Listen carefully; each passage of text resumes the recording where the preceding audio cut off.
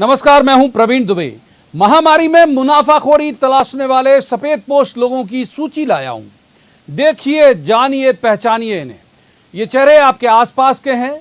Remdesivir injection बेचने के आरोप में भोपाल से पकड़ाया प्रशांत पाराशर कांग्रेस की कोविड रिस्पांस टीम का स्टेट कोऑर्डिनेटर है।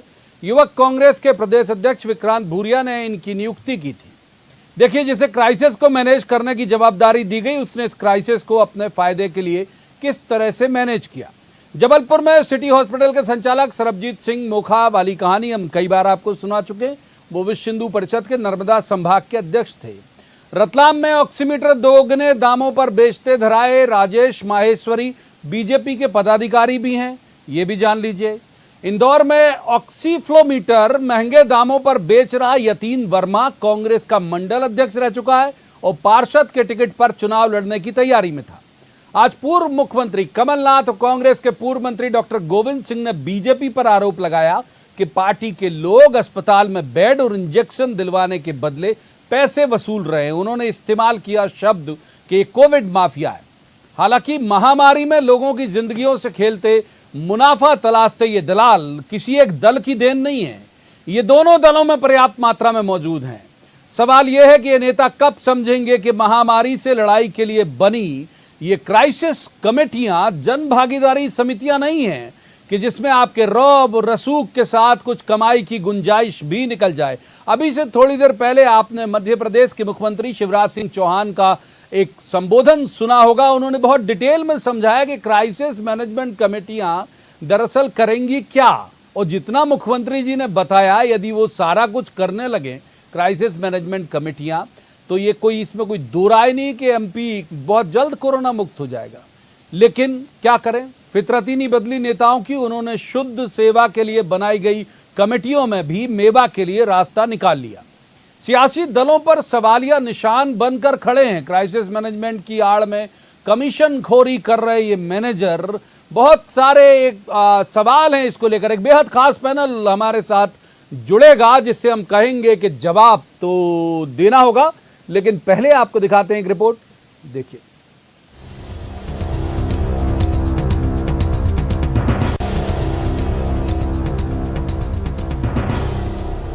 मध्य प्रदेश में इंदौर से लेकर जबलपुर तक नकली रेमडेसिविर इंजेक्शन से लेकर ऑक्सीमीटर तक की कालाबाजारी में पुलिस ने जिन आरोपियों को गिरफ्तार किया है, उन आरोपियों की जड़ें कांग्रेस में भी हैं और बीजेपी में भी।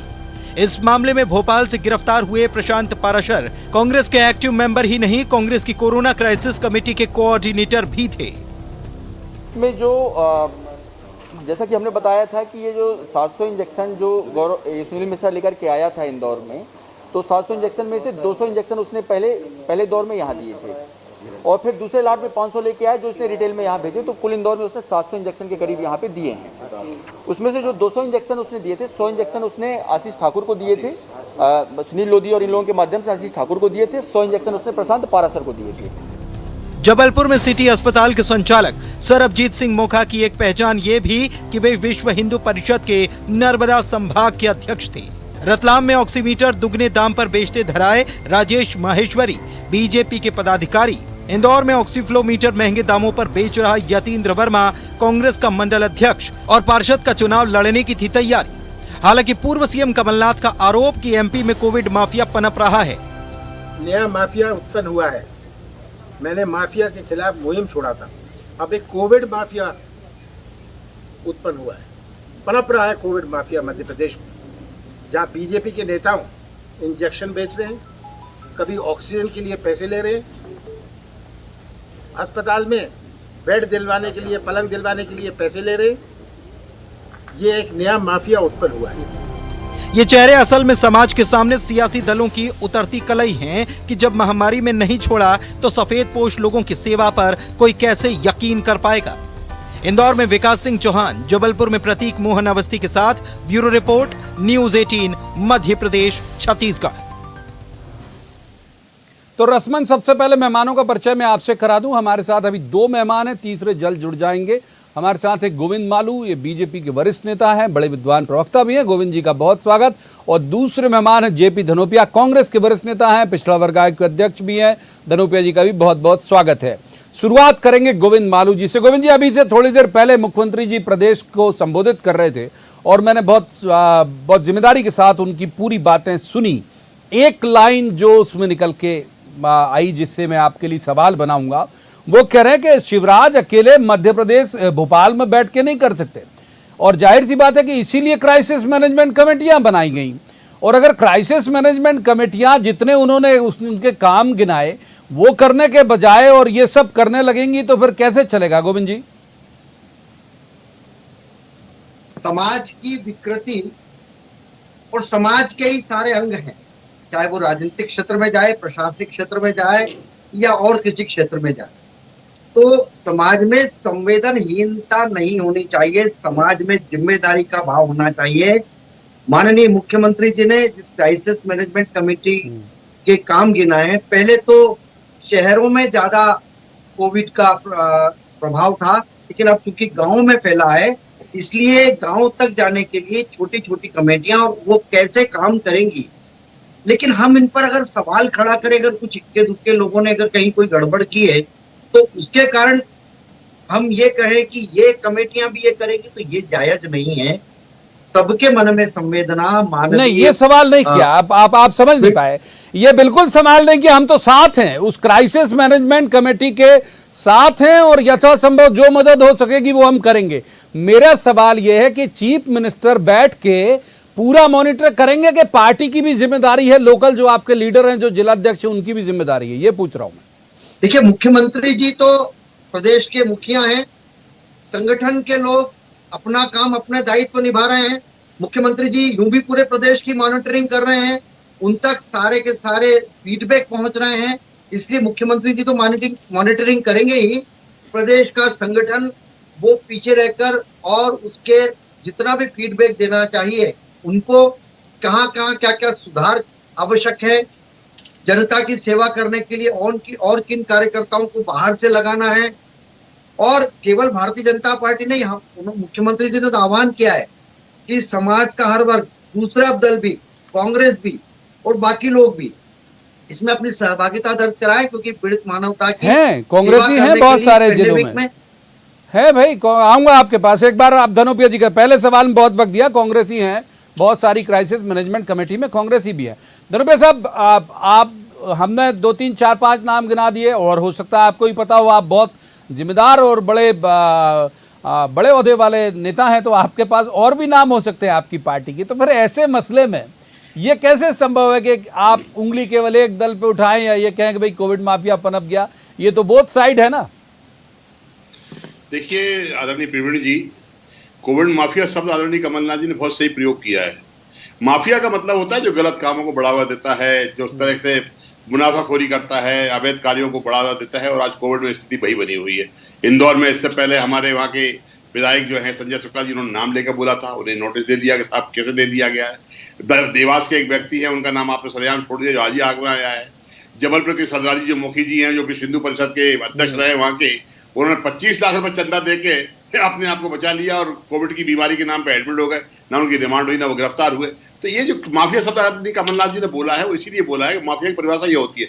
मैं इन सब लोगों के लिए, किसी चाहे वो कांग्रेस पार्टी के नाम पर जुड़े हुए हो चाहे भाजपा के नाम पर जुड़े हुए हैं, कोई वकालत नहीं करना चाहता ऐसे लोगों की। ऐसे लोगों को निश्चित रूप से हत्या के मुकदमे चलना चाहिए इनके ऊपर। वो संतोष मिश्रा क्या हुआ, जो गुजरात का है, भाई गुजरात हमारे देश के प्रधानमंत्री जी का राजगीर है, वहां से 1200 इंजेक्शन आदमी ने इंदौर जयपुर में खपा दिए। कितने लोगों को लगे होंगे नकली इंजेक्शन, कितने लोग मर गए, उसकी कोई हत्या का कोई प्रकरण आज तक दर्ज नहीं हो पाया। यहाँ तक कि मुख्यमंत्री शिवराज सिंह चौहान बहुत काम करते दिखते हैं, मैं इसे इनकार नहीं करता हूँ, लेकिन कितने परिणाम आ पाते हैं तो आप भी समझते हैं, मैं भी समझता हूँ। एक कमेटी नहीं बनाई गई आज तक कि नकली इंजेक्शन कितने लोगों के लगे और कहाँ का किसकी मौत हुई, क्या शिकार हुए। मैं आपसे कहना चाहता हूँ कि भारतीय जनता पार्टी के लोग भी लगे हैं, कांग्रेस के जो आपने 2-4 नाम बताए, मैं दौड़ से इत्तेफाक नहीं रखता हूँ कि उम्मीदवारी थी पार्षदी चुनाव लड़ने की, कोई पदाधिकारी हो गया क्या?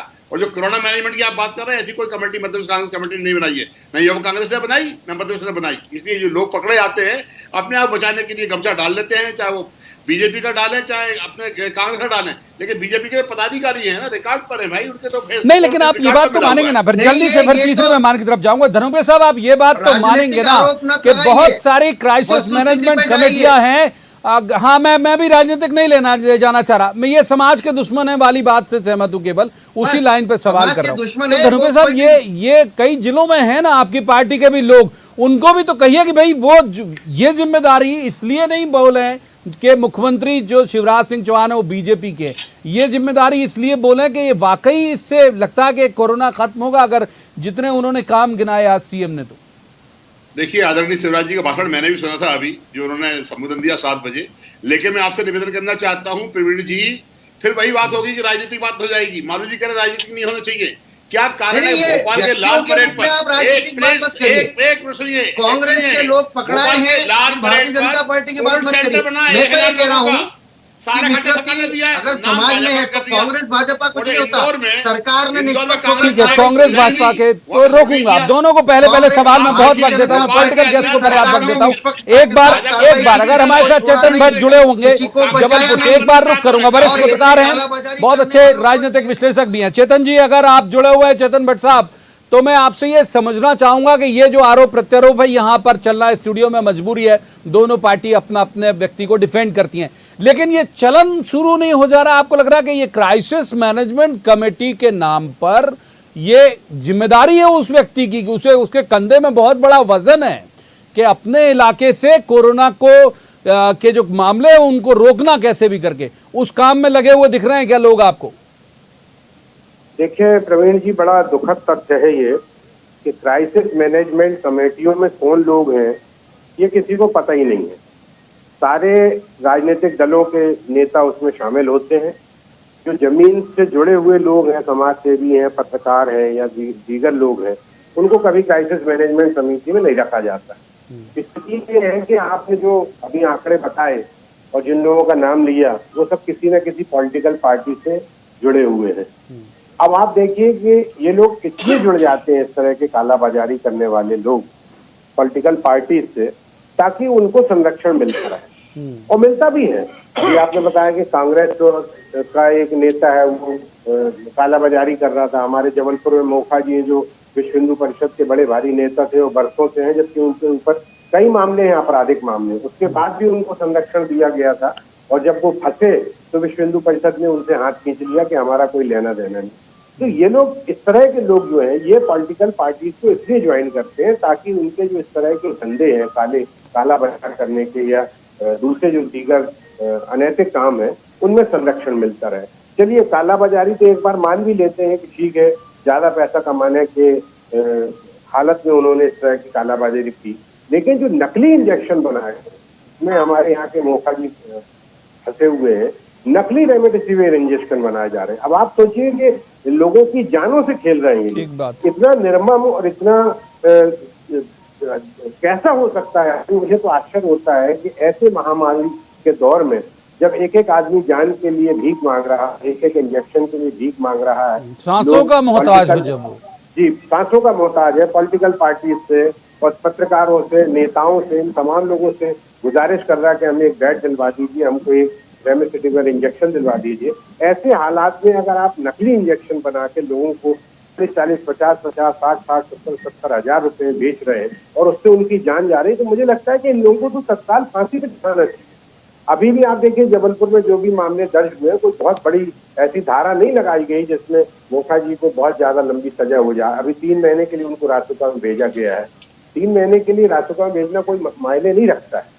तो सवाल इसी बात का है कि पॉलिटिकल पार्टीज के लोगों को जब भी किसी को पदाधिकारी बनाते हैं, अब जो क्राइसिस मैनेजमेंट का सदस्य था वही अगर इस तरह की गड़बड़ियां कर रहा है, तो मुझे लगता है कि फिर तो किसी बात में कोई सवाल ही नहीं उठता है। ठीक बात है, चोर के हाथ में चाबी देने जैसा। एक बार गोविंद मालू जी का रुख कर रहे थे। गोविंद जी, बहुत सारी महत्वपूर्ण, आज मैं इंप्रेस हुआ कि होमवर्क बहुत अच्छे से करके मुख्यमंत्री आए थे। जैसे उन्होंने कहा कि भाई घर घर सर्वे करें, बहुत मुश्किल आ रही है, अभी भी हमारे पास खबरें आती रहती हैं कि महिला बाल विकास और इन सबको लेके, वैक्सीनेशन को भी और सर्वे में भी, वो कह रहे हैं भाई आप लोग साथ जुड़िए उनके, आप भी कुंडी खटखटाइए, ये शब्द उन्होंने इस्तेमाल किया था। होम आइसोलेशन में जो लोग हैं उनकी चिंता करिए, उनको हौसला दीजिए, राशन जो निःशुल्क बंटने वाला है उसको व्यवस्थित करिए, ये भी देखिए कि मिल रहा है कि नहीं मिल रहा और भीड़ में तो नहीं आ रहा है। ऐसे उन्होंने बहुत सारे काम गिनाए और ये वाकई मुझे अच्छा लगा ये सब काम तो इसमें जिम्मेदारी तो आपकी भी है ना, आप भी अपील करिए ना भाई, आप अपने संगठन के हिसाब से अपील करिए, उनको मॉनिटर करिए, उन तमाम लोगों को। ये कितने जिले हैं, 52 जिले, आसानी से आप मॉनिटर कर सकते हैं संगठन के लोगों को। गोविंद जी, भारतीय जनता पार्टी का संगठन तो सत्ता के पीछे उसकी जो भी हमारी नीतियां हैं, जो मुख्यमंत्री जी ने घोषणाएं की है और जो विकास के काम है, जो इस पेंडेमिक में जो काम है, लोग परोपकार के, जो जनता से जुड़े हुए काम है, उसके पीछे सहयोग करने की भूमिका में हमेशा रहता है हमारा संगठन और कार्यकर्ता। और जहां तक उसमें मैनेजमेंट कमेटियों में जनप्रतिनिधि छोटे स्तर का भी बड़े स्तर का भी है, उसको रोज जनता के बीच में जाना है, इसलिए वो उसकी बारीकी समझता है कि कहां पर क्या कमी है और किसे दूर करना।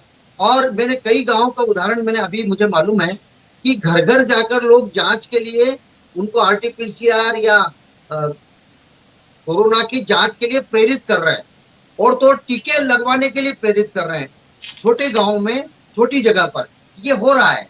ये सभी जिलों में एक साथ ऐसी भावना के साथ हो ताकि ये जो कोरोना का जो भयावह स्वरूप है वो रुके, जनता की जो नागरिक है उनकी जान बचे, वो फैलाव ना हो उसका। अरे सर, आप आदर्श व्यवस्था का चित्रण कर रहे हैं, मैं तो जिम्मेदारी डालना चाहता हूं आपके ऊपर भाई, मैं बैठा इसीलिए हूं। आप आदर्श व्यवस्था, तो हमें भी पता है कि भाई क्या आदर्श व्यवस्था होनी चाहिए, मैं जिम्मेदारी डालना चाहता हूं आपके ऊपर कि आपकी जिम्मेदारी, मतलब आपकी बीजेपी की जिम्मेदारी क्या है, आप बड़े नेता हैं, पूरे समाज की जिम्मेदारी हमारे साथ साथ दूसरे राजनीतिक दल हो चाहे सामाजिक संस्था हो, जन जागरण। यही सवाल लेके धनुषा साहब के पास जाऊंगा।